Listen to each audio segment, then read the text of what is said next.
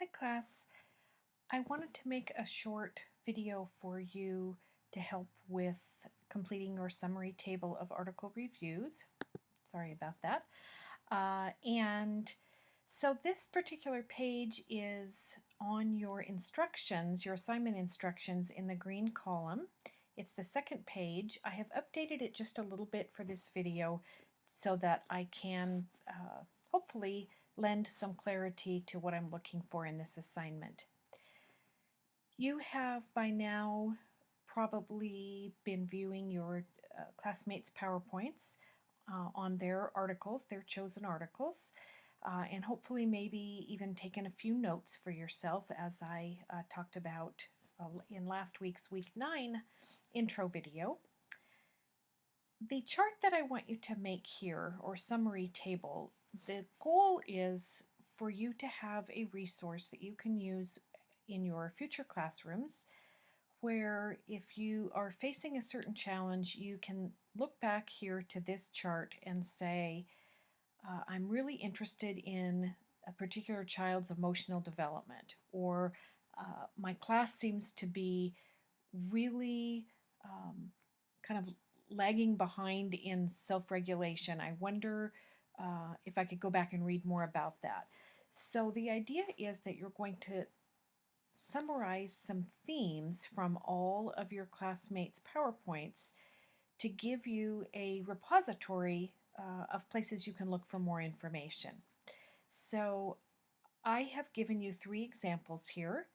This particular column for you is going to look different because you're going to summarize your themes differently than I did.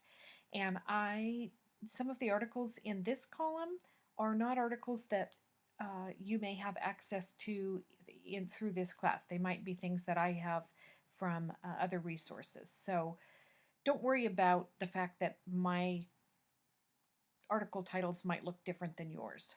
So the 3 categories or themes that I have chosen here are reflecting on social emotional learning, challenging behaviors, and emotional development. And then I've chosen articles from my classmates' PowerPoints, and I have grouped them here under each theme. And this particular column is the most interesting or useful information that I found from the presentation. And you can see this is not something that should take you hours and hours and hours. Choose something that you think is interesting and might be helpful to you in the future. Write it in this column. And then if you have other comments, or it would be great if you can add in this column how you think you might use this information in the classroom in the future.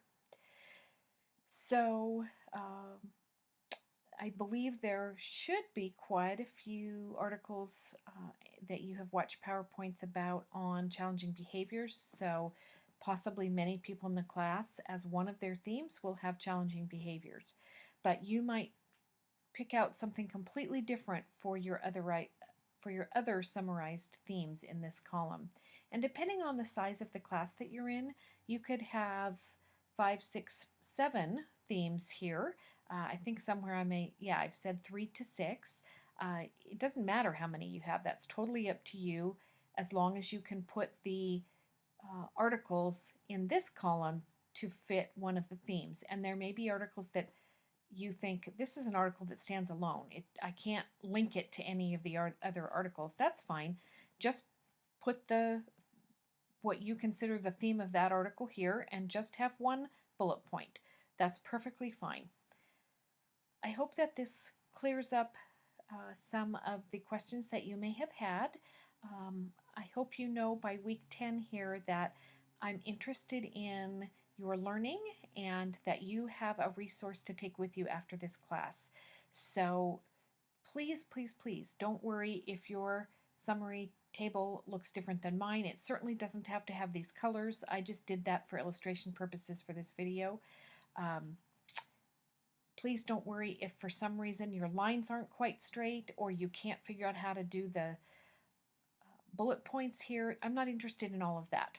Okay, I'll be able to get an idea of your learning and how you're going to use the information, even if your table doesn't look like mine. So The point is to get the information down on the paper for all of your classmates' presentations, and something that you can take forward as a resource in your teaching career. I hope that this has been helpful. As always, please email me if you have any questions.